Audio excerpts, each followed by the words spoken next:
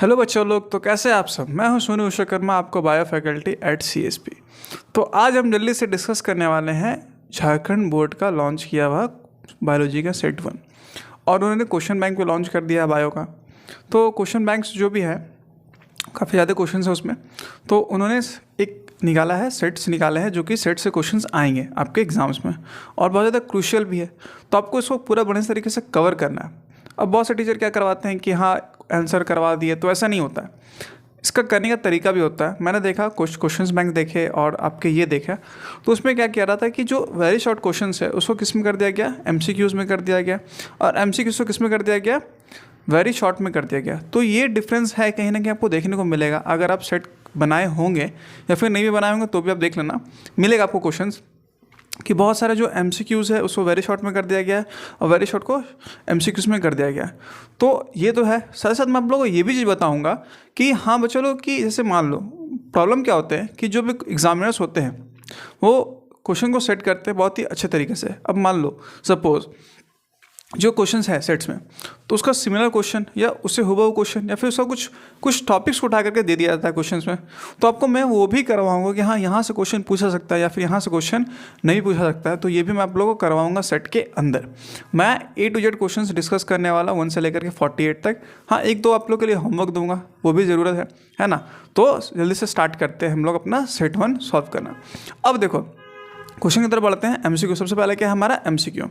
अब ध्यान दो, सबसे पहला क्वेश्चन क्या है बच्चा लोग, which of the following statement regarding the post fertilization event in angiosperm. Angiosperm में किसका बात कर रहा है, नॉट करेक्ट। किसका बात कर रहा है, नॉट करेक्ट बात कर रहा है। अब देखो क्वेश्चन हो सकता है यहाँ पर करेक्ट दे दे, तो ये क्वेश्चन घुमा सकता है। अब देखो primary endosperm nucleus develops into endosome. हाँ, एंडोसोम में होता है। कैसा एंडोसोम, ट्रिप्लॉइड में। ठीक है। दूसरा क्वेश्चन देखो, मेगास्पोर डेवलपमेंट एम्ब्रायोसेक। नहीं, ये नहीं होगा, एम्ब्रायोसेक में नहीं होता है। Zygote develop into an embryo, हाँ ये होता है।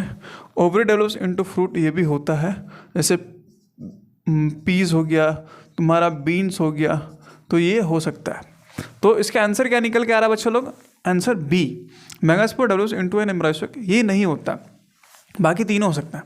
अब देखो क्वेश्चन किससे घुमा सकता है, या तो करेक्ट कर दे, ये तीनों में से कोई सही कर दे और आपको क्वेश्चन दे दे। तो ये क्वेश्चन है कोई पैटर्न। दूसरा क्वेश्चन ध्यान दो, यहाँ पर क्या बोल रहा है, विच of the hormone responsible for the secretion of milk after the birth of baby. Birth of baby है ना, बर्थ ऑफ बेबी के बाद ऐसा कौन सा हार्मोन जो कि रिस्पॉन्सिबल होता है आपका मिल्क का प्रोडक्शन के लिए। तो प्रोजेस्टेरोन, ए नंबर क्या है बच्चा लोग, प्रोजेस्टेरोन। ये नहीं होता है, एस्ट्रोजन भी नहीं होता है। होता कौन सा है, प्रोलैक्टिन होता है। एंड्रोजन तो बात ही नहीं है, तो प्रोलैक्टिन होता है। अब देखो यहाँ पर प्रोलैक्टिन है दिया हुआ। अब यहाँ पर हो सकता है कि आपको ये दे दें, क्या दे दे सर, ल्यूटियोट्रॉपिक। अब सर ये क्या है, ल्यूटियोट्रॉपिक क्या है सर, ल्यूटियोट्रॉपिक क्या एक अनदर नेम है किसका, प्रोलैक्टिन का अनदर नेम है ल्यूटियोट्रॉपिक।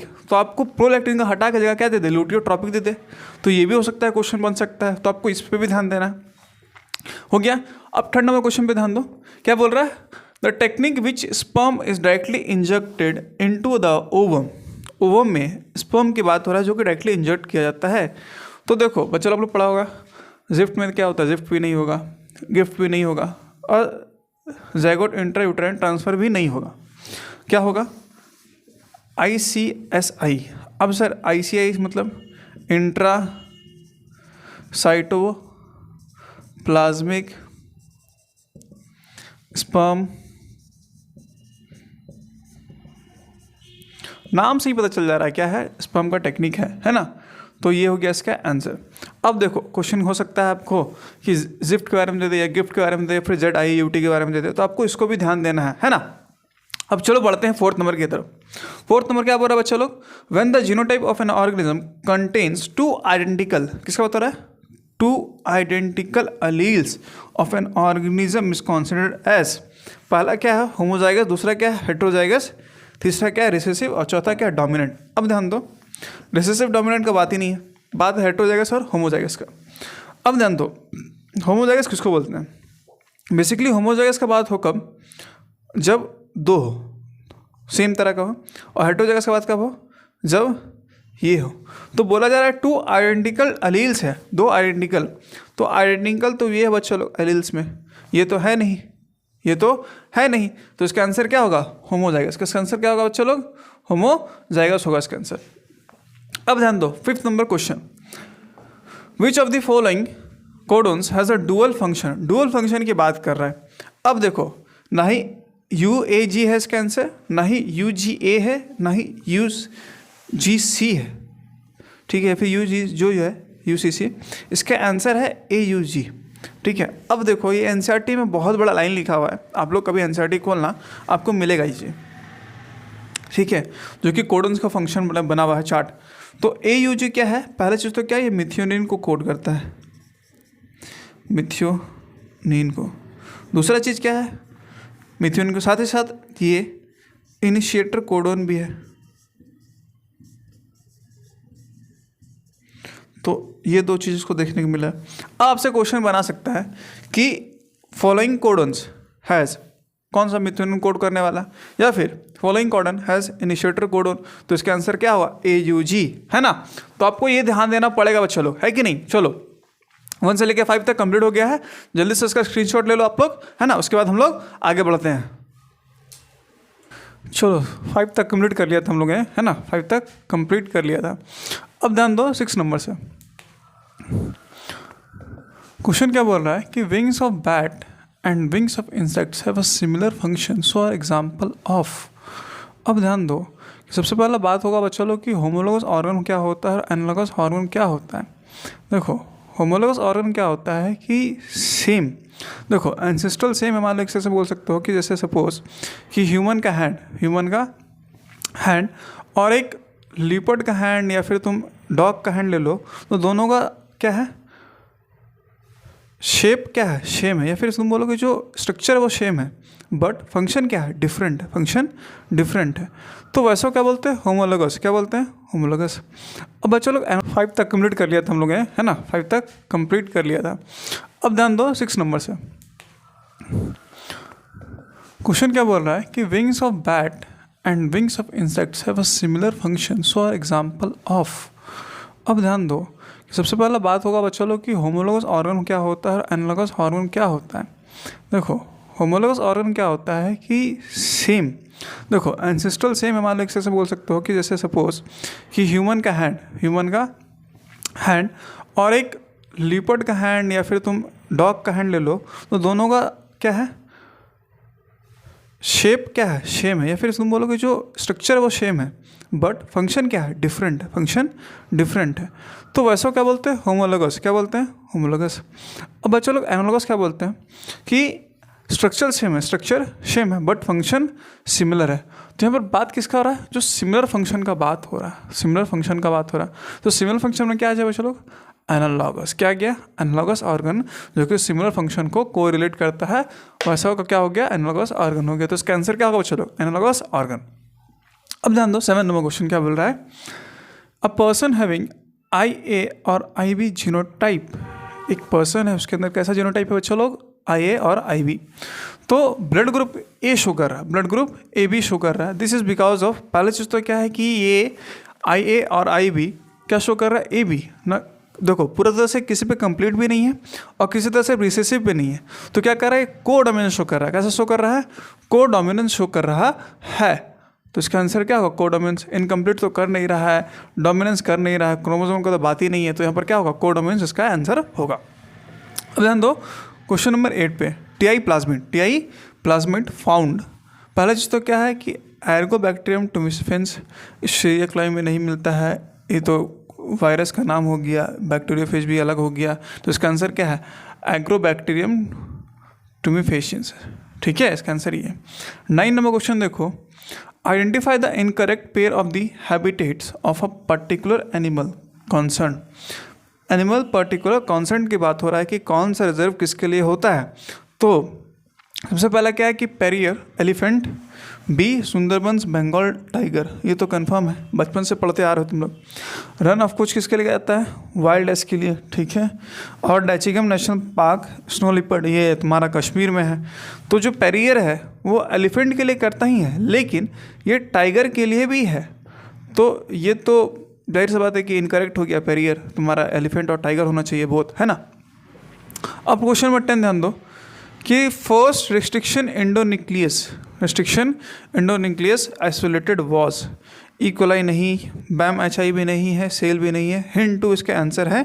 और ये आप लोग के एनसीईआरटी में दिया हुआ क्लियरली लिखा हुआ ही है, तो इसको ध्यान दे देना है बच्चा लोग। और देखो जो एंडोन्यूक्लियस हो रहा है आइसोलेटेड हो रहा है, रिस्ट्रिक्शन एंडोन्यूक्लियस, ठीक है, तो चिपचिपा टाइप का एंड पॉइंट छोड़ता है, उसको जोड़ने के लिए क्या यूज़ करते हैं हम लोग, डीएनए लाइगेज का यूज़ करते हैं तो उसको भी ध्यान देना है बच्चा लोग। चलो क्वेश्चन नंबर 10 तक हमने कंप्लीट कर लिया, अब हम लोग ध्यान देंगे 11 से लेकर के 15 तक, तो जल्दी से इसका स्क्रीनशॉट ले लो, है ना। लिया था बच्चों हमने, अब हम लोग स्टार्ट करने वाले हैं क्वेश्चन नंबर 11 से, है ना। तो सबसे पहला क्वेश्चन देखो क्या बोल रहा है, the cell of endosperm of a plants have 24 chromosomes, 24 chromosomes, what will be the number of chromosomes in gametes. अब देखो एंजियोस्पर्म जो प्रोड्यूस करता है आपका गैमेट्स, या फिर उसको बोलो जो न्यूक्लियस, वो ट्रिप्लॉइड करता है। कैसे करता है, ट्रिप्लॉइड करता है, तो ट्रिप्लॉइड इक्वल टू 3n, है ना। अब कितना क्रोमोसोम की बात कर रहा है, 24, तो भैया n इक्वल टू 24/3 कितना आया, 3 8 जा 24, तो आंसर क्या होगा इसका 8। आप देखो क्वेश्चन बोला सिमिलर सर, हो सकता है 24 की जगह कुछ और दे दे, 64 दे दे, तो आपको देखना है ना। तो इसका फॉर्मूला क्या हुआ 3n, है ना, 3n।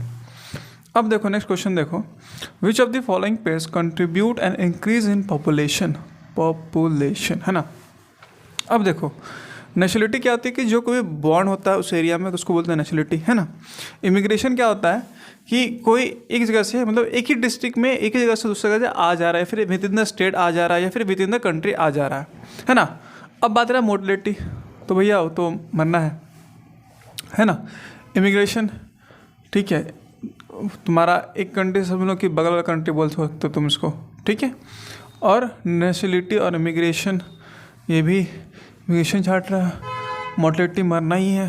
तो देखो सबसे बेस्ट ऑप्शन क्या लग रहा है, नेशनलिटी, जिंदा भी हो रहा है और एक ही जगह पे रह भी रहा है, यहाँ मर जा रहा है, यहाँ भाग जा रहा है और यहाँ भी मर जा रहा है, तो फिर कोई मतलब ही नहीं है। तो इसका आंसर क्या होगा ए, क्या होगा इसका आंसर ए।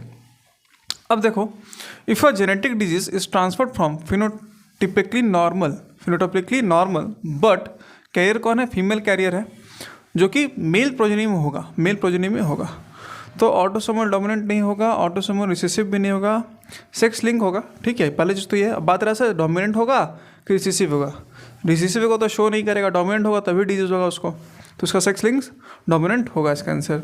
अब देखो क्वेश्चन नंबर 14 क्या बोल रहा है, the antibody which can cross placental barrier कौन सा है एंटीबॉडी जो क्रॉस करता है, IgA भी नहीं है, IgE भी नहीं है, IgM भी नहीं है, IgG, ये है प्लासेंटल बैरियर क्रॉस करने वाला।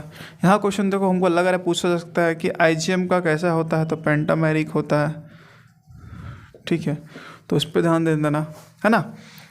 अब देखो question number 15, enzyme taq polymerase is used in PCR में कौन सा यूज़ होता है, बैक्टीरियम, तो हाइग्रोबैक्टीरियम टोफिनेंस नहीं होगा, स्ट्रेप्टोमाइसिस एल्बुस भी नहीं होगा, शीरियोफ्लाई भी नहीं होगा, आंसर क्या होगा इसका बी, थर्मस एक्विटिकस होगा इसका आंसर, क्या होगा थर्मोटिकस एक्विटिकस।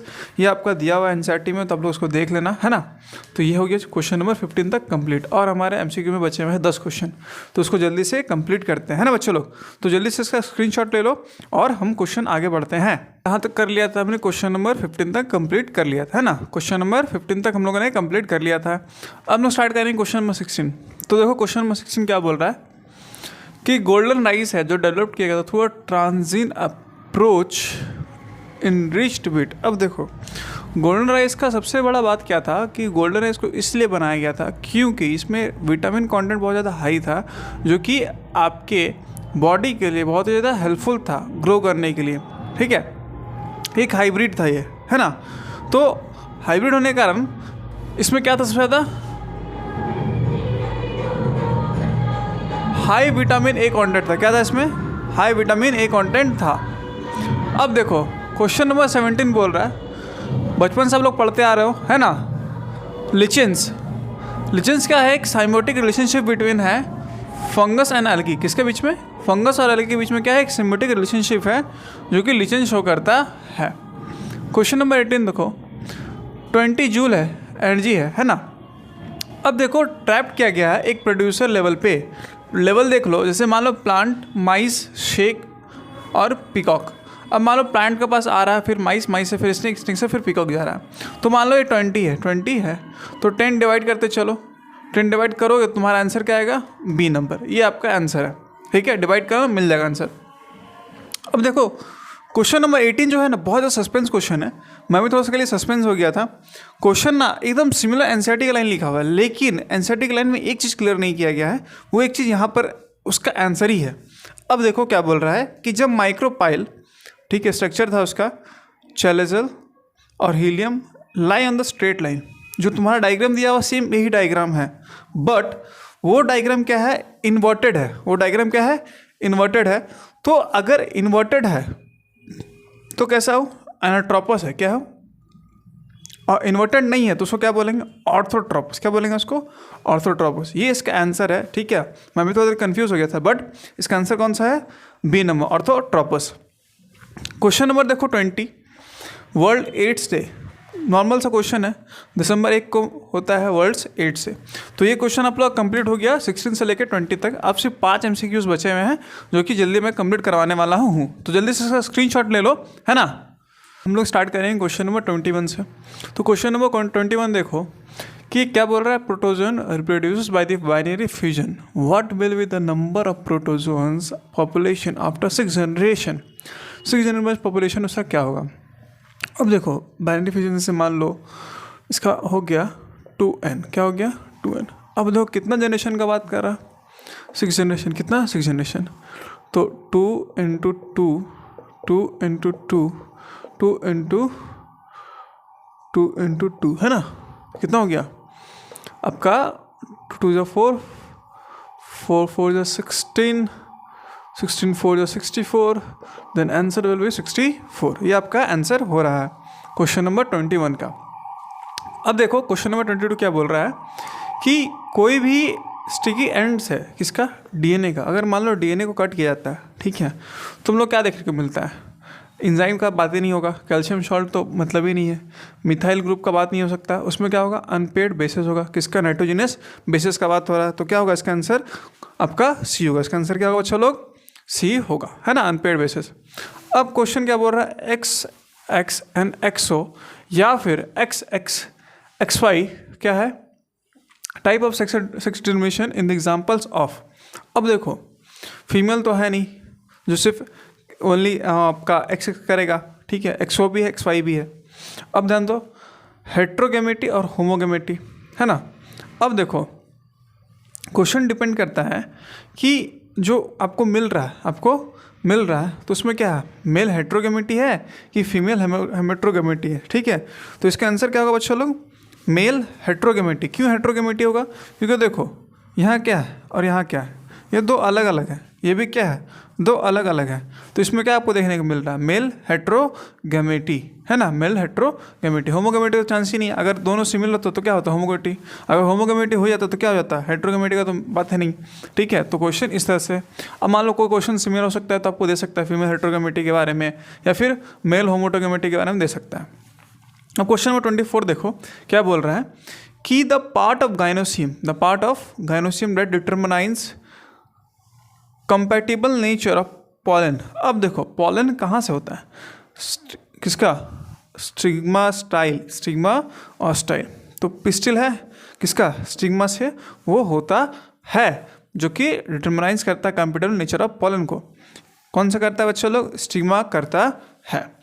अब देखो क्वेश्चन क्या है 25 नंबर, बहुत बेसिक सा क्वेश्चन है कि basic unit of ecological heritage. ये आप लोग पढ़े हैं, क्वेश्चन बहुत नॉर्मल सा है, ठीक है। अब देखो कोई भी पर्सन स्टार्ट होता है तो क्या होता है? मैं इंडिविजुअल हूँ, इंडिविजुअल के बाद क्या आएगा? एक सोसाइटी आएगा, सोसाइटी के बाद कम्युनिटी आएगा, कम्युनिटी के बाद इसको सिस्टम आएगा, उसके बाद पॉपुलेशन का बात होता है। तो क्या है? इंडिविजुअल। क्या है इसका आंसर? इंडिविजुअल आएगा, है ना। तो इसका आंसर क्या हो गया? इंडिविजुअल। आपका कहाँ तक कंप्लीट हो गया बच्चों लोग? क्वेश्चंस MCQ सारे कंप्लीट हो गए हैं। अब हम लोग स्टार्ट करेंगे कौन सा? वेरी शॉर्ट क्वेश्चन स्टार्ट करेंगे, फिर short question then long questions करेंगे, है ना। तो जल्दी question sir, very short question sir, ठीक है। उसके बाद हम लोग बढ़ेंगे शॉर्ट क्वेश्चन से, फिर हम लोग लॉन्ग क्वेश्चन। तो सबसे पहला क्वेश्चन देखो क्या बोल रहा है कि what is a test cross. Test cross क्या है बेसिकली। अब देखो टेस्ट कॉज बेसिकली इसलिए करते हैं कि पता लगे कि वो होमोजाइगस है कि हेटेरोजाइगस है, रेसिसिव है कि डोमिनेंट है वो ट्रेट। अब देखो इसमें लोग क्या करते हैं कि जो F1 जनरेशन है ना, फिलल जनरेशन, उसको क्रॉस करवाते हैं एक होमोजाइगस रिसेसिव पेरेंट से, ठीक है, और उसी को हम लोग क्या बोलते हैं, टेस्ट कॉज बोलते हैं। अब देखो हम लोग जानते हैं कि डिटरमाइन करता है कि वो होमोजाइगस है कि हेटेरोजाइगस है, कैसा कंडीशन, रिसेसिव या डोमिनेंट, तो ये हम लोग को बताता है टेस्ट कॉज बताता है ना। तो देखो क्या लिखा हुआ, crossing the first filial generation individual with an homozygous recessive parents called test cross, है ना। Test cross, the test cross is used to determine the whether is individual exhibiting dominant character और हेटेरोजाइगस और recessive, है ना, जो मैंने कहा आप लोग को। अब सर मान लीजिए कुछ एग्जांपल हम लोग को बनाना वहाँ दे दिया, तुम लोग कैसे बनाएंगे, है कि नहीं। तो सबसे पहले देखो यहाँ पर हमने क्या कहा कि कोई पहला चीज़ क्या है, चलो क्या, फिलल जनरेशन इंडिविजुअल लिया जाएगा और किसके साथ क्रॉस कराया जाएगा, होमोजाइगस पेरेंट्स के साथ, होमोजाइगस पेरेंट्स के साथ करवाया जाएगा। अब देखो मान लो ये हो गया एक कैरेक्टर, दूसरा हो गया ये कैरेक्टर, रिसेसिव की बात हो रही है यहाँ पर, है कि नहीं। अब देखो यहाँ पर तो दो आएंगे और यहाँ सिर्फ क्या आएगा, एक आएगा क्योंकि सिमिलर है। अब मान लो मैंने क्रॉस करवाया, है कि नहीं, तो क्या आ रहा है बच्चों लोग, ध्यान दो यहाँ पर। पहला तुमको क्या मिल रहा है, देखो पहला मतलब मिलेगा टी और दूसरा भी क्या मिलेगा हम लोगों को, डबल टी। तो पहला तो क्या मिला और दूसरा ये मिला। तो देखो कंडीशन कैसा है, एक हेटेरोजाइगस है, दूसरा क्या है, होमोजाइगस है ना, होमोजाइगस है। अब देखो ये हो गया, है कि नहीं। तो ये आपका एग्जाम्पल हो सकता है, आप लोग बना सो, ठीक है। ये गैमेट फॉर्मेशंस हो गया, सो गैमेट बोलेंगे, है ना। तो वही सब चीज़ है जो आपको ध्यान देना है इस क्वेश्चंस में। तो ये हो गया आपका टेस्ट क्रॉस। अब ध्यान दो क्वेश्चन नंबर सेकंड, देखो क्या बोल रहा है कि where the Leydig cells are located, Leydig cells located कहाँ पर होते हैं। अब देखो ये जो मैंने बनाया है डायग्राम आप लोग के लिए, ये है सेमिनिफेरस ट्यूब्यूल का, सेमिनिफेरस ट्यूब्यूल का। जब हम सेमिनिफेरस ट्यूब्यूल को डाइसेक्ट करेंगे तो हमको कुछ इस तरह का स्ट्रक्चर आएगा। अब सर ये हो गया सेमिनिफेरस ट्यूब्यूल्स के बाहर का स्ट्रक्चर। अब देखो जो बाहर के स्ट्रक्चर्स होते हैं उसमें क्या क्या प्रेजेंट होते हैं, पहला तो ये क्या, ब्लड वेसल्स होते हैं, साथ इंटरस्टिशियल सेल होते हैं और लीडिंग सेल होते हैं। तो क्वेश्चन क्या बोल रहा था कि where the Leydig cells located, तो आप वो लोग सीधा बोलोगे सेमिनिफेरस के आउटर रीजन में जहाँ ब्लड वेसल्स होते हैं वहाँ पर क्या होते हैं, लीडिंग सेल्स प्रेजेंट होते हैं, ठीक है, खत्म हो गया बात। अब सर यहाँ क्वेश्चन पूछ सकता है सर सर्टोरी सेल्स का काम क्या है, स्पर्म का मैच्योरेशन यहीं पर होता है, स्पर्म का मैच्योरेशन यहीं पर होता है। तो ये आप लोग लिख सकते हो। तो आपको ये ध्यान देना, क्वेश्चन पूछ सकता है ना, कि सर्टोरी सेल्स, मान लो स्पर्म का मैच्योरेशन कहाँ होता है, तो आप क्या बोलोगे, सर्टोरी सेल्स में होता है। तो यहाँ से MCQs आपके लिए निकल सकता है। अब देखो क्वेश्चन क्या बोल रहा है, what is gene therapy, gene therapy. अब देखो जीन थेरेपी बेसिकली क्या है कि एक थेरेपी है, जैसे कि मान लो किसी प्रोजेनी या फिर किसी ऑफस्प्रिंग में जीन में कुछ गड़बड़ी हो, तो उस जीन को चेंज करने के लिए हम लोग क्या यूज़ करते हैं, जीन थेरेपी का यूज़ करते हैं। ये एक ऐसा मेथड है, एक आर्टिफिशियल मेथड है। कैसा मेथड है बच्चा लोग, एक आर्टिफिशियल मेथड है। तो वही चीज़ लिखा हुआ है यहाँ पर कि gene therapy technique which involves the replacement of the, क्या बोलते हैं, डीएक्टिव या फिर डेड सेल्स जो है, ठीक है, जीन्स को हेल्दी वन से रिप्लेस कर दिया जाता है कि ट्रीट हो जेनेटिक डिसऑर्डर का। अब देखो कैसा बच्चा लोग, आर्टिफिशियल मेथड है इंट्रोड्यूस करने का डीएनए किसी भी ह्यूमन बॉडी में। अब सर यहाँ से एक क्वेश्चन आ सकता है, ठीक है, क्वेश्चन क्या हो सकता है कि सर जीन थेरेपी हुआ कब था, जीन थेरेपी हुआ कब था। तो जीन थेरेपी बेसिकली 1989 में हुआ था। कब हुआ था जीन थेरेपी, फर्स्ट सक्सेसफुल हुआ था, फर्स्ट फुली हुआ था कब, 1989 में। तो आपसे क्वेश्चन पूछ सकता है कि जीन थेरेपी कब हुआ था सक्सेसफुली, तो आप क्या बोलोगे, 1899 में। एक MCQ कुछ पूछ सकता है आपसे, तो आपको ये क्वेश्चन भी ध्यान देना है, ठीक है। तो चलो हम लोग 26, 27, 28 कर लिया, हम लोग आगे तरफ बढ़ते हैं, है ना। तो जल्दी से इसका स्क्रीनशॉट ले लो, ठीक है। तो बच्चा लोग हमने कहाँ तक कर लिया था, क्वेश्चन नंबर 28 तक हमने कर लिया था। अब हम लोग क्वेश्चन देखेंगे 29 से लेकर के 31 तक। तो पहला क्वेश्चन क्या बोल रहा है बच्चा, देखो ध्यान दो। Right the possible genotype of a person having a Turner syndrome. अब देखो बेसिकली टर्नर सिंड्रोम होता क्या है कि इसमें क्या हुआ कि टर्नर सिंड्रोम क्या एक समझ लो कि फीमेल में ही होता है बेसिकली। दूसरा बात क्या है कि ये इसमें क्या होगा कि एक्स क्रोमोसोम क्या होता है, नहीं होता है, या फिर पार्शियली होगा या फिर कम्प्लीटली नहीं होता है। पहला चीज़ तो ये। दूसरा चीज़ क्या होता है कि ये इनहेरिटेंस के कारण होता है। जब भी कोई बेबी बर्थ होता है फीमेल तो उसमें क्या हुआ, एक्स का इनहेरिटेंस हुआ, तो इसके कारण से टर्नर सिंड्रोम हो सकता है। अब इनहेरिटेंस हुआ एक्स क्रोमोसोम्स का, तो जो प्रोजनी होगी उसमें प्रॉब्लम क्या आएगा कि उसमें ऑटोसोम्स होगा, 44 ऑटोसोम्स होगा और एक एक्स क्रोमोसोम्स होगा, ना कि 2 क्रोमोसोम्स होगा। तो ये प्रॉब्लम हुआ। तीसरा चीज़ क्या होता है कि जिसके अंदर भी टर्नर सिंड्रोम होगा उसके अंदर क्या होगा कि फीमेल में जो भी आपके हार्मोन्स होते हैं उसमें दिक्कत आएगा। दूसरी बात, या तो फीमेल क्या हो, स्ट्राइल हो जाए। अब जैसे हार्मोन्स में क्या चाहिए, जैसे FSH, LH एंड एस्ट्रोजन, प्रोस्टेरोन, ये सब कुछ भी हो सकता है जो कि कमी देखने को मिलेगा। अब ऐसा सब क्या बोलते हैं हम लोग, टर्नर सिंड्रोम। वही मैंने लिखा है। तो Turner syndrome condition which the female partially और completely missing than X chromosome करता है। It arises with inheritance of only X chromosome से कारण होता है। किसके कारण, पेरेंट्स के थ्रू होता है। Therefore female with the Turner syndrome having a 44 autosomes and X chromosomes. Beside features क्या हो गया, जैसे मान ले कहा था मैंने, including lack of other sexual characters और मे बी स्टेराइल, है ना, ये हो गया, ठीक है। अब देखो क्वेश्चन नंबर 30, देखो क्या बोल रहा है, who wrote the book of the origin of species. सब लोग जानते हैं कौन लिखा है बाबा, चार्ल्स डार्विन, जिसको हम लोग क्या बोलते हैं, फादर ऑफ एवोल्यूशन बोलते हैं, क्या बोलते हैं उसको, फादर ऑफ एवोल्यूशन बोलते हैं। तो ये बेसिक सा क्वेश्चन है। क्वेश्चन नंबर 31 देखो क्या बोल रहा है, write the name of micro organisms, किसके बारे में बता रहा है, micro organisms which used as a bio fertilization. तो बेसिकली 6 तरह के होते हैं, बेसिकली 6 तरह के, जैसे राइजोपिया, एजोटोबैक्टर, है ना, blue green algae, phosphate soluble substance, है ना, और फिर एजोला हो गया, फिर आपका एजोलास्पाइलम हो गया। तो ये आपके 6 तरह के हैं।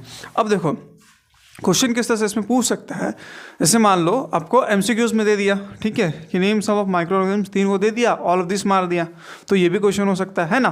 तो आपको ये सिर्फ ध्यान देना पड़ेगा, अच्छे याद करके जाओ, हो सकता है MCQ में डाल दे, है ना। तो इसको आप लोग ध्यान देना 31 क्वेश्चन नंबर को, है ना। चलो इसका जल्दी से स्क्रीनशॉट ले लो आप लोग। था क्वेश्चन नंबर 31 तक कंप्लीट कर लिया था, है ना। अब क्वेश्चन नंबर 30 से 35 तक हम लोग देखेंगे, है ना। चलो ध्यान देते हैं। पहला क्वेश्चन क्या बोल रहा है कि what is genetically engineered insulin, ठीक है। अब देखो बेसिकली जो इंसुलिन है वो शुगर पेशेंट को दिया जाता है। आपने देखा होगा कि अगर मान लो कोई रिलेटिव्स में किसी को शुगर हुआ होगा तो उसको एक इंसुलिन दिया जाता है।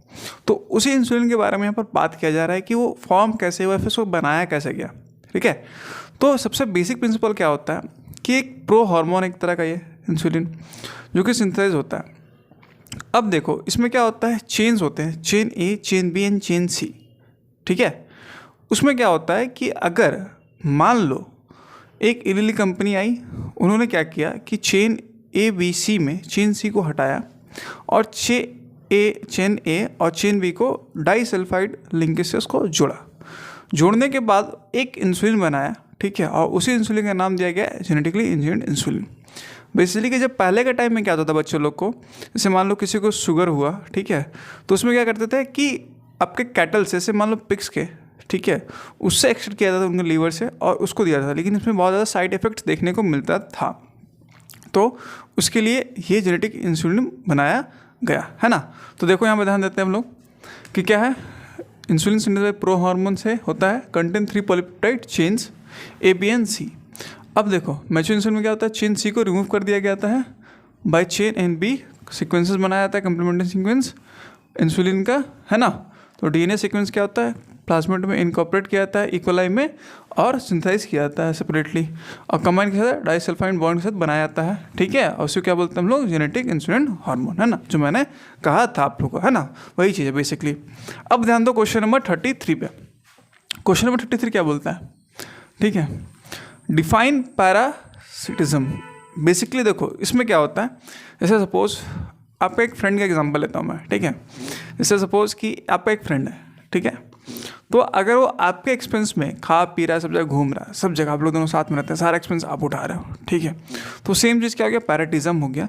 इसमें क्या होता है, कोई भी सपोज एक बेसिक लेवल पे आप बोलो तो उसमें क्या होता है, आपके जो फ्रेंड्स एक्सपेंस करते हैं, मतलब आपके साथ रह रहे हैं बट आपका ही एक्सपेंस से बेनिफिट उठा रहे हैं, वही सेम चीज़ क्या हो गया, पैरेटिज्म हो गया एक तरह से, पैसाइटिज्म, ठीक है। देखो, a relationship between two living species in the which one organisms benefited at the expense पे such that one organism depends on the other organism, host पे डिपेंड होगा, है ना, न्यूट्रिशन और डेवलपमेंट, इसको क्या बोलते हैं, पैरासिटिज्म, मैंने जो कहा था। अब देखो क्वेश्चन में क्या बोल रहा है 34, पहले चीज़ क्या है, फिगर आउट करो, व्हाट इज डीएनए फिंगरप्रिंटिंग। अब देखो बेसिकली डीएनए फिंगरप्रिंट क्या होता है कि किसी भी पॉपुलेशन में हम लोग इंडिविजुअल को एक बार टेस्ट करते हैं, उसमें वेरिएशन देखा जाता है कि उसमें वेरिएशन क्या आया है, म्यूटेशन क्या आया है, उसी चीज़ को हम लोग क्या बोलते हैं, बेसिक प्रिंसिपल क्या बोलते हैं, डीएनए फिंगरप्रिंटिंग, ठीक है। ये हो गया हमारा पहला क्वेश्चन का जवाब। इसमें DNA fingerprinting the technique to found variations in individual of a population at a DNA level, है ना, तो ये हो गया।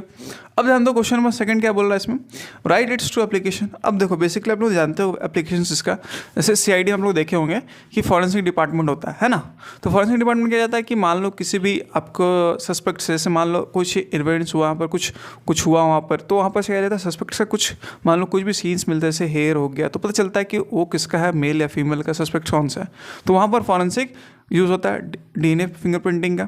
सेकंड चीज़ क्या होता है कि इस्टेब्लिशमेंट, जैसे मान लो अभी के टाइम पे क्या होता है कि जैसे मान लो कि उसमें आपने देखा होगा सीआईडी में कि मान लो पैटर्नल या फिर मैटर्नल को देखा जाता है कि आपका जीन मिल रहा है कि नहीं मिल रहा है, तो उसमें भी क्या होता है डीएनए फिंगरप्रिंटिंग का यूज़ किया जाता है। ये आपका हो गया बेसिक सा बात डीएनए फिंगरप्रिंटिंग का और उसका एप्लीकेशंस का, तो आप लोग उसको ध्यान देना, वही मैंने लिखा फॉरेंसिक साइंस में, ठीक है।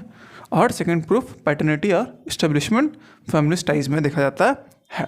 हमने कहाँ तक कर लिया, 34 तक कर लिया। अब हम लोग आगे बढ़ते हैं, है कि नहीं, चलो जैसे हम देखते हैं क्वेश्चन नंबर 38 से, ठीक है, उनमें प्रीवियस से सारे क्वेश्चंस कर लिए थे, हम लोग 38 नंबर क्वेश्चन से देखते हैं।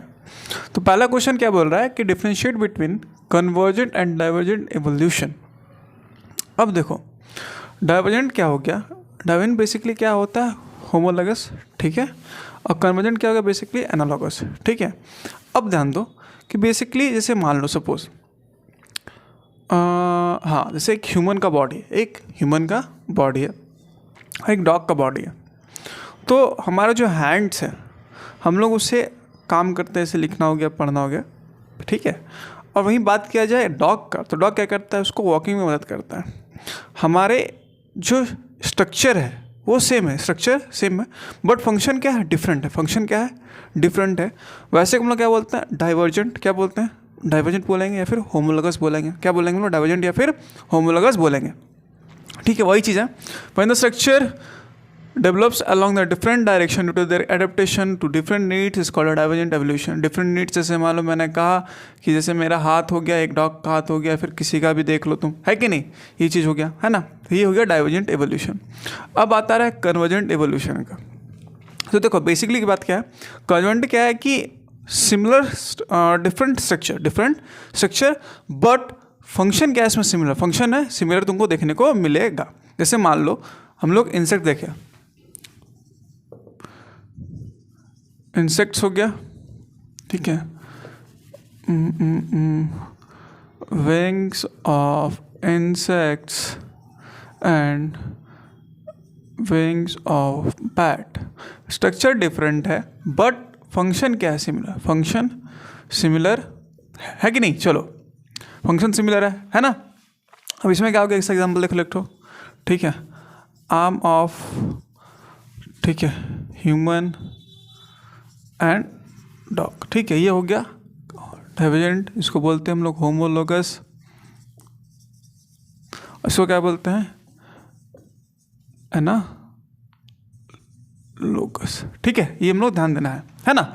चलो क्वेश्चन नंबर 39 देखते हैं हम लोग। क्वेश्चन नंबर 39 देखो क्या बोल रहा है, पहली चीज़ क्या पूछा है, मेटास्टैटिस, ठीक है। अब देखो बेसिकली क्या होता है कि ट्यूमर जानते हो, ठीक है, ट्यूमर मैलिग्नेंट ट्यूमर होता है, बहुत तरह का ट्यूमर होता है। तो देखो अब बात किया जाए कि जब ट्यूमर होता है तो कैंसर फैलता है। क्या होता है? कैंसर फैलता है। तो मेटास्टेसिस वही चीज़ हो गया कि जब आपका एक ऑर्गन से दूसरे ऑर्गन में जा करके वो चीज़ क्या कर रहा है? कैंसर को क्रिएट कर रहा है। तो ऐसे चीज़ क्या बोलेंगे? वो मेटास्टेसिस बोलेंगे। क्या बोलेंगे? Metastasis. The movement which cancer cells spread from one organ to another is called metastasis. ये हो गया ए नंबर। अब आ जाओ बी नंबर पे। क्या बोल रहा है? वैक्सीनेशन। क्या बोल रहा है? वैक्सीनेशन। अब देखो इसमें क्या हुआ, जैसे मान लो कोविड का आप लोग को वैक्सीनेशन लगा तो उसमें क्या किया कि हमारे बॉडी में डेड प्लस बहुत ज़्यादा वीक माइक्रो ऑर्गेनिज्म्स को डाला गया हमारे बॉडी के अंदर, ताकि हमारा बॉडी मेमोरी सेल्स को क्रिएट करे, उसको याद करे, और साथ हमारे बॉडी उस चीज़ के खिलाफ एंटीबॉडी बनाए ताकि जब भी वो आए उसको मार डाले। तो वही काम हो गया वैक्सीनेशन का। किसका काम हो गया? वैक्सीनेशन का। The act of introducing inactive micro organisms so as to produce the antibody in the body is known as vaccination, है कि नहीं। चलो अब ध्यान दो यहाँ पर क्वेश्चन नंबर 40 पे। क्वेश्चन नंबर 40 क्या बोल रहा है? How cloning vectors play an important role in the recombinant DNA technology. अब देखो बेसिकली क्या हो गया कि रिकॉम्बिनेंट डीएनए हमारे बॉडी से, मान लो हमारा कोई स्ट्रैंड है या फिर कोई सिंगल स्ट्रैंडर्ड डीएनए लिया हमने, उसमें क्या हुआ कि हमको एक पर्टिकुलर जीन या फिर कुछ सीक्वेंस का क्या चाहिए? हमको कॉपी चाहिए। क्या चाहिए? कॉपी। तो उसमें क्या यूज़ होता है? रिकॉम्बिनेंट डीएनए का बात किया जाता है। रिकॉम्बिनेंट डीएनए का बात किया जाता है, ठीक है। अब देखो इसमें क्या हुआ कि इसमें कोलन वेक्टर क्या होता है? हेल्प करता है प्रोड्यूस करने में many copies of single standard DNA का, ठीक है। और सच एज जीन को क्या बोलेंगे हम लोग? Creating identical copies known as DNA clone को हम लोग बोलते हैं। ये हमारा क्वेश्चन हो गया 40 तक। हम लोग क्वेश्चन नंबर आगे देखेंगे, है ना। चलो जल्दी से इसका स्क्रीनशॉट ले लो, फिर हम लोग आगे तरफ बढ़ते हैं।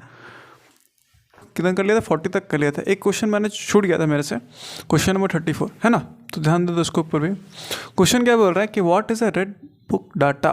Red book data. अब देखो बेसिकली रेड बुक डाटा क्या है कि ये साइंटिस्ट लोग के थ्रू बनाया जाता है, ठीक है। इसमें क्या होता है? डॉक्यूमेंटेशन किया जाता है जो भी, जैसे मान लो कोई विलुप्त हो गया, एक्सटेंस या फिर होने वाले हैं, ठीक है, या फिर किसी रीजनल एरिया में से पाए जाते हैं, तो वैसा का डॉक्यूमेंटेशन किया जाता है, ठीक है। अब डॉक्यूमेंटेशन क्या चाहिए सर? एनिमल्स का किया जाता है, फंगी का किया जाता है, ठीक है, और जो लोकल स्पीसीज उसका किया जाता है कि नहीं। इसे हम लोग क्या बोलते हैं? Red book data. और देखो ये बेसिकली कहाँ किया जाता है? बेसिकली तुम्हारा with in the state country पे डिपेंड करता है कि वहाँ पर कैसा कैसा है, ठीक है। तो उसमें क्या होता है? रेड बुक डाटा का काम होता है। अब देखो क्वेश्चन नंबर क्या बोल रहा है? 41, what are the various causes of biodiversity loss. अब देखो बायोडाइवर्सिटी लॉस होने का मेन रीज़न क्या होता है? पहले चीज़ क्या? पोल्यूशन, क्लाइमेटिक चेंज हो गया, है ना, इन्वेंशन ऑफ एलियन स्पीसीज हो गया। तो ये सब क्या है? एक तरह का समझ लो कि क्या है, हमारे जो हमारे जो सराउंडिंग्स है उसको प्रॉब्लम करते हैं और बायोडाइवर्सिटी का लॉस करते हैं। डिस्ट्रक्शन ऑफ हैबिटेट, मान लो हम लोग पेड़ काटते हैं, कंस्ट्रक्शंस करते हैं, बहुत सारा पोल्यूशन होता है, तो उसके कारण भी दिक्कत होता है कि नहीं। चलो क्वेश्चन नंबर 41 कंप्लीट हो गया। अब क्वेश्चन नंबर 42 देखो क्या बोल रहा है? Define algal Bloom, how does effect an ecosystem. अब देखो एल्गल ब्लूम क्या होता है? जब भी इसका रैपिड इंक्रीजन होगा कहीं पर भी सर, ठीक है, रैपिड इंक्रीजन कहाँ पर बच्चा लोग होगा? कहाँ पर? पानी में, ठीक है, वाटर में, कोई भी रिवर है या पॉन्ड से, वहाँ पर क्या सिस्टम होगा, तो उस सिस्टम को क्या करेगा? एल्गल ब्लूम इंक्रीज करके अपना रिप्लेशन और ऑक्सीजन लेवल को घटा देगा और ऑक्सीजन लेवल को वो कम कर देगा। और ऑक्सीजन लेवल कम हो जाएगा तो क्या होगा? माइक्रोनिज्म को दिक्कत होगा, माइक्रोनिज्म को दिक्कत होगा, ठीक है, इकोसिस्टम में दिक्कत होगा। ऑक्सीजन लेवल क्या करेगा? डिप्लीट कर देगा वाटर बॉडीज़ का, और क्या करेगा? किल्स कर देगा माइक्रोनिज्म्स को। तो क्या कहता है? ये प्रॉब्लम करता है। बेसिकली क्या हो गया? Population algae aquatic system ponds में जब डिप्लीट करेगा ऑक्सीजन लेवल क्या होगा? कम होएगा, तो उसको क्या बोलेंगे? एल्गल ब्लूम बोलेंगे, है कि नहीं। चलो क्वेश्चन नंबर 42 तक हम लोग कंप्लीट कर लिया। जल्दी से स्क्रीनशॉट ले लो, फिर हम लोग बढ़ते हैं आगे की तरफ, है कि नहीं। चलो तो बच्चा लोग हमने कहाँ तक कर लिया था? क्वेश्चन नंबर 41 तक हमने कंप्लीट 42 तक कंप्लीट कर लिया था, है ना। तो चलो क्वेश्चन नंबर 43 देखते हैं। बहुत सा बेसिक सा क्वेश्चन है, differentiate between spermatogenesis and oogenesis। अब देखो बेसिकली देखो कि फॉर्मेशन ऑफ स्पर्म को क्या बोलते हैं हम लोग? स्पर्मेटोजेनेसिस बोलते हैं। इधर क्या होगा? Formation of ovum is called oogenesis, है ना। अब देखो ये होता है कंटिन्यूस प्रोसेस, का कि मेल का बॉडी में हमेशा बनते रहता है, ठीक है, स्पर्मेटोजेनेसिस होते रहता है, स्पर्म का फॉर्मेशन होते रहता है। बट अगर बात किया जाए oogenesis में, तो उनका क्या होता है कि मंथ में एक बार होता है, वो रिलीज होता है, ठीक है। और साथ साथ एक ऐसा प्रोसेस होगा कि हम जान रहे हैं कि हमारा बॉडी हमेशा बनते रहता है स्पर्म, तो उसको बोलेंगे कंटिन्यूस प्रोसेस, और हमारा जो ओवुलेशन कैसा होगा, इनकंटिन्यूस प्रोसेस होगा। अब देखो ये जो गैमेट्स प्रोड्यूस करता है कैसा होता है, मोटाइल होता है, और इसका क्या होता है, नॉन मोटाइल होता है। अब देखो बात रहा कि बनता किससे से, तो बनता है स्पर्मेटोगोनिया से। किससे बनता है, स्पर्मेटोगोनिया से बनता है। अब सर आपसे क्वेश्चन पूछा सकता है मे बी कि सर एक स्पर्मेटोगोनिया से कितना बनेगा। अगर आपसे पूछा जाए कि एक स्पर्मेटोगोनिया से कितना बनेगा, तो आप बोलो कितना, 4 स्पर्म का फॉर्मेशन होता है। कितना होता है, 4 स्पर्म का फॉर्मेशन होता है। और बात रहा किसका सर, ओगोनिया से, तो ओगोनिया से हमेशा कितना बनता है, एक ही बनेगा, ठीक है, हमेशा एक बनता है। तो ये बात हो गया किसका, स्पर्मेटोजेनेसिस का और oogenesis का, बात आपका क्लियर हो गया है कि नहीं। चलो अब देखो question number 44, explain the law of dominance and the law of segregation with the help of suitable examples. अब देखो बेसिकली आप लोग 9 क्लास से पढ़ते आ रहे हो, 9 10 में था शायद, है ना, कि लॉ ऑफ डोमिनेंस। बेसिकली इसमें क्या होता है कि कोई भी अपने आप को ऐसा एक्सप्रेस करता है कि हम डोमिनेंट हैं, हम डोमिनेंट हैं। वहीं अगर बात किया जाए लॉ ऑफ सेग्रीगेशन का, तो उसमें आपको कैसे शो करता है कि हम डोमिनेंट है but as an allele dominant है, but as an allele dominant है। अब ध्यान दो, वही चीज़ मैंने बताया कि the dominant genes express itself over the recessive, ठीक है, जो रिसेसिव जीन होगा उसके ऊपर डोमिनेंट शो करेगा। वैसे क्या बोलेंगे हम लोग, लॉ ऑफ डोमिनेंस बोलेंगे, जो मैंने कहा है ना। अब ध्यान दो कि क्या बोल रहा है, सेकंड पार्ट हम लोग देखा, द लॉ ऑफ सेग्रीगेशन, मैंने वही चीज़ लिखा है। अगर when the parental genes randomly separate किया जा रहा है, और साथ साथ उसमें जो जर्म सेल्स हैं वो इस जर्म सेल क्या करता है, रिसीव क्या करता है, only one form of pair, जो कि हो सकता है आपका डोमिनेंट हो सकता है आपका रिसेसिव हो। बेसिकली हम लोग डोमिनेंट का बात करते हैं। अब देखो एग्जांपल, आपने देखा होगा कि पी प्लांट का देखा होगा एग्जांपल, वही एग्जांपल है उस तरह का, आप लोग ध्यान से दे देना, ठीक है। अब ध्यान दो एग्जांपल सेग्रीगेशन का, ये आपके लिए इंपॉर्टेंट है। अगर बात किया जाए एक फॉर्म ऑफ अलील लेते हैं, जो कि हम लोग कौन सा लिया है, येलो सीड लिया। किसका लिया, येलो सीड का कलर। अगर येलो सीड का कलर वाई है, देन अगर हम लोग अनदर लेते हैं सीड वाई, ग्रीन के लिए, किसके लिए, स्मॉल वाई ले रहे हैं। अब देखो एग्जाम्पल में येलो सीड जो कलर है वो कैसा होगा, डोमिनेंट शो करेगा। कैसा शो करेगा, डोमिनेंट शो करेगा। बट अगर उसका बात किया है तो क्या शो करेगा, वो रिसेसिव शो करेगा। क्या शो करेगा, रिसेसिव शो करेगा। अब देखो दोनों क्या चीज़ हो रहा है कि जब एलील्स को क्या कराया, क्रॉस कराया हम लोग, तो क्या हुआ कि डोमिनेंट शो किया एलील, और जो रिसेसिव था वो क्या हो गया, मास्क्ड हो गया। कैसा हो गया बच्चों लोग, मास्क्ड हो गया। मास्क मतलब हाइड हो गया। क्या हो गया, वो हाइड हो गया। तो ये बात हो गया हमारा explain of law of dominance का बात हो गया, और लॉ ऑफ सेग्रीगेशन का उसका एग्जांपल्स का बात हो गया। ये सब इंपॉर्टेंट क्वेश्चंस हैं, खास करके मुझे लगता है कि 44 और 43 बहुत इंपॉर्टेंट है आपके लिए, तो इसको आप बढ़िया से प्रोग्रेस करके लेके जाओगे, ठीक है। हो सकता है आपको यही क्वेश्चन दे दें, तो आप लोग ध्यान देना है इसको मस्त एकदम, ठीक है। क्वेश्चन नंबर 44 तक कंप्लीट हो गया। अब हम लोग आगे की ओर बढ़ते हैं, तो जल्दी से इसका स्क्रीनशॉट ले लो, फिर हम लोग आगे बढ़ते हैं ना। तो बच्चों लोग हमने कहाँ तक कर लिया था, क्वेश्चन नंबर अपने 44 तक कर लिया था, है ना। चलो 45 नंबर क्वेश्चन से देखते हैं हम लोग। तो चलो पहला क्वेश्चन पढ़ते हैं, क्या लिखा, व्हाट इज एक्वायर्ड इम्यूनिटी। तो चलो उसमें सबसे पहला पॉइंट क्या पूछा जा रहा है बच्चों लोग, कि व्हाट इज एक्वायर्ड इम्यूनिटी। अब देखो बेसिकली जो एक्वायर्ड इम्यूनिटी है, आपके बॉडी में जो एंटीजन प्रोड्यूस होते हैं, ठीक है, जो प्रीवियसली इनकाउंटर्ड होते हैं, उसी को एक तरह से हम लोग क्या बोल सकते हैं, एक्वायर्ड इम्यूनिटी बोल सकते हैं, जो मैंने लिखा है। देखो the specific immunity that attacks the specific antigen previously encountered in the body is called acquired immunity. अब देखो बेसिकली 2 तरह का होता है, पहला एक ह्यूमरल होता है और दूसरा होता है CMI, जिसको सेल मीडिएटेड इम्यूनिटी बोलते हैं। 2 तरह का कौन सा है, ह्यूमरल इम्यूनिटी रिस्पॉन्स और सेल मीडिएटेड रिस्पॉन्स, जो कि हमारा सेकंड पार्ट बोल रहा है what are the various type. 2 types के होते हैं, पहला एक ह्यूमरल, दूसरा सेल मीडिएटेड इम्यूनिटी।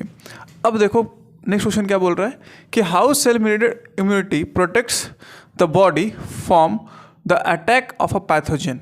अब देखो हमारे बॉडी में क्या होता है कि जब भी कोई एंटीबॉडीज जब कोई बैक्टीरिया वायरस अटैक करते हैं हमारे बॉडीज़ के अंदर, तो क्या हुआ कि हमारे बॉडी क्या बनाता है, उसके अगेंस्ट में एंटीबॉडीज बनाता है उसको किल करने के लिए।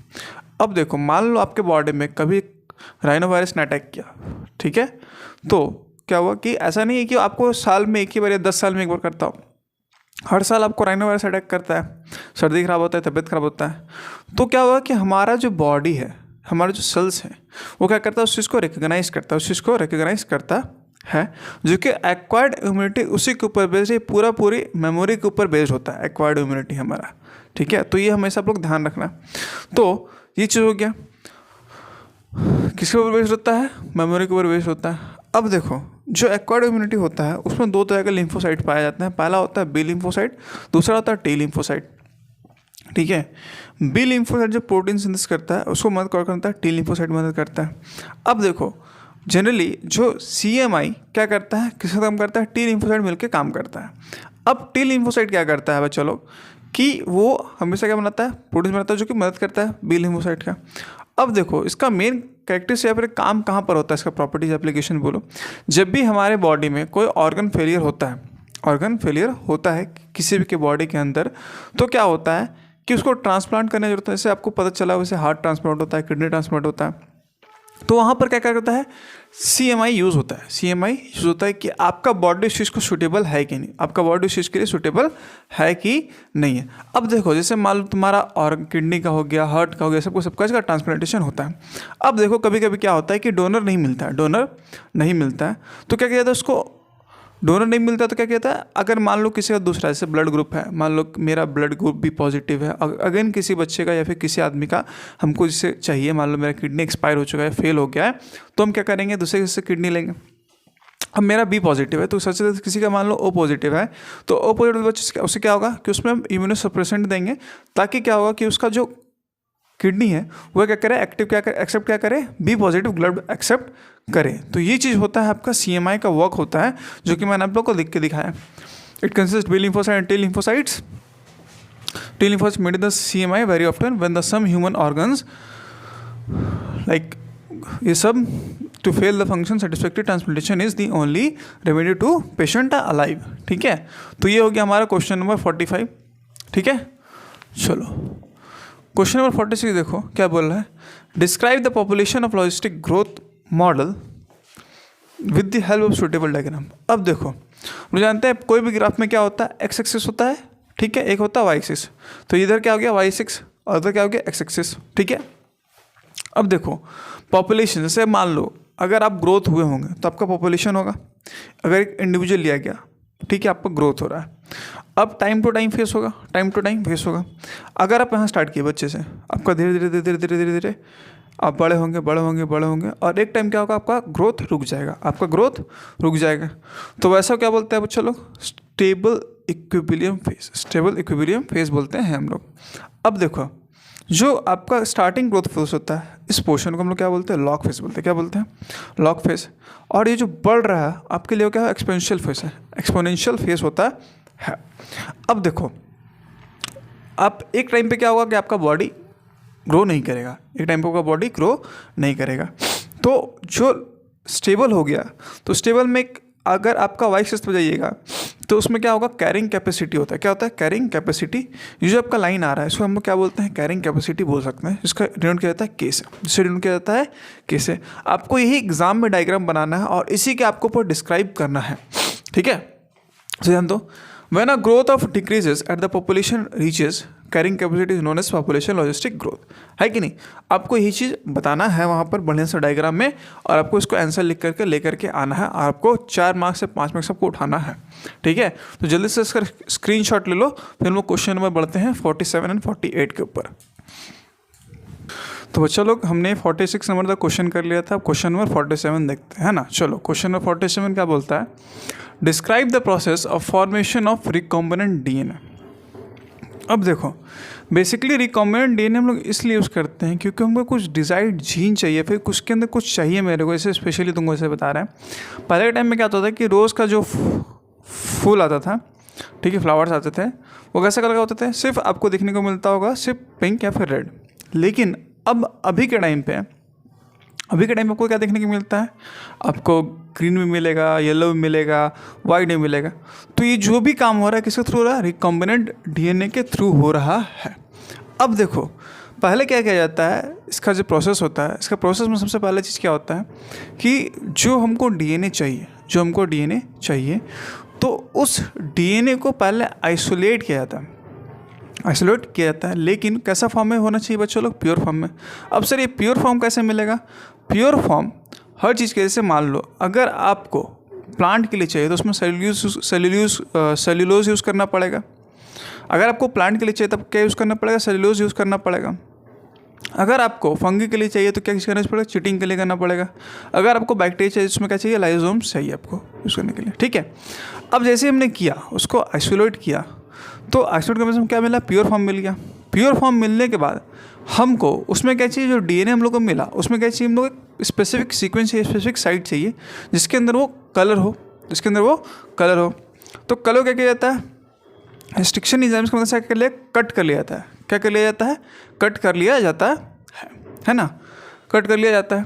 अब देखो उसके बाद क्या जाता है? कट करने के बाद उसको क्या किया जाता है? एम्पलीफिकेशन किया जाता है। क्या किया जाता है? एम्पलीफिकेशन किया जाता है ना, कि जिसको हमको जीन ऑफ इंटरेस्ट चाहिए उसको क्या करेंगे? हम कट करेंगे बढ़िया तरीके से। अब उसमें क्या हुआ कि जो डीएनए है, डीएनए जो हमने कट किया उसको क्या करना पड़ेगा? उसको कट करने के बाद किसी वेक्टर में उसको डालना पड़ेगा, उसके बहुत सारे कॉपीज़ बनाने पड़ेंगे। अब कॉपीज़ बनाने के बाद जैसे कॉपीज़ हमने बनाए, कॉपीज़ बनाने क्या करेंगे? उस जो डीएनए सीक्वेंस में कॉपी किया बहुत सारे जो बनाए उसको क्या करेंगे? किसी वेक्टर में इंट्रोड्यूस करेंगे। इंट्रोड्यूस करने से क्या होगा? इंट्रोड्यूस करने के लिए चाहिए हमको डीएनए लाइगेज चाहिए। क्या चाहिए हमको? डीएनए लाइगेज चाहिए। अब देखो जैसे हुआ लाइगेज हुआ उसके बाद हम लोग क्या मिल गया? वो रिकॉम्बिनेंट डीएनए बन गया। अब देखो जो बनने का जो प्रोसेस है वही मैंने लिखा है। बनने के बाद क्या होगा? उसमें लास्ट डीएनए क्या चलेगा? होस्ट सेल में डाला जाएगा।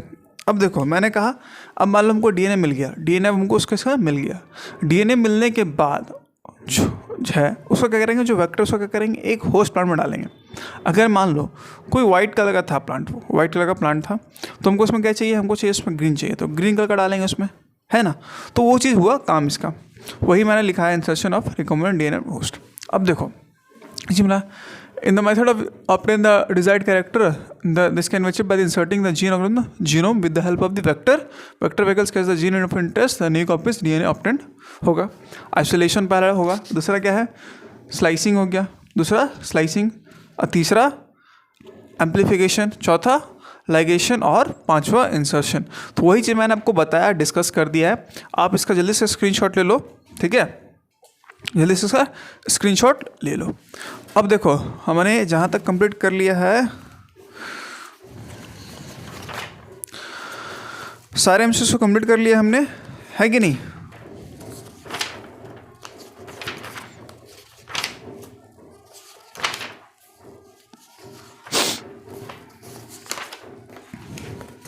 वेरी शॉर्ट में भी हमने सारे क्वेश्चंस को कवर कर लिया है। और बात रहा शॉर्ट क्वेश्चन में, तो क्वेश्चन नंबर 36, 35 एंड 36 आपका होमवर्क है। साथ ही साथ लॉन्ग क्वेश्चन में आपके लिए एक होमवर्क है, क्वेश्चन नंबर 48, ये आपका होमवर्क है, ठीक है। ये आपको बनाना है और आपको याद भी करना है।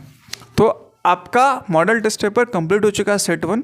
तो जरा इसका स्क्रीनशॉट ले लो, मिलते हैं नेक्स्ट सेट में, है ना। चलो।